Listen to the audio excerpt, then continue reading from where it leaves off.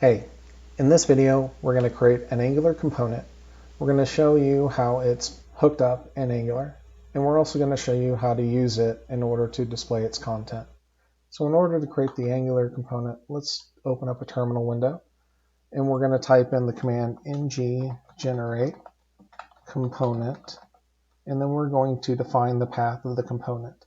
And it's going to be views, Angular explained, and then life cycle. And this is going to create a folder structure from the app directory. So as you see, there's views, Angular explained, and a lifecycle component. And we can see the HTML, the SCSS, the test folder, and the TypeScript folder. And we're also going to be hooking this up in the modules folder.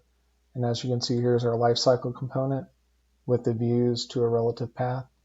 And then if we want to use it, we can go onto the app component module and we can type in app lifecycle. And that's going to create the component. So we've created the lifecycle component and we ran ng-serve and we have a window open on localhost 4200 and we're just going to go from the start to finish. This is our index file where everything starts. It goes to app root, which is this app component here, and you can tell that by the selector class name here, app root. So on the application component, there's an app lifecycle, which, as you can see in the TS file here, is selector app lifecycle.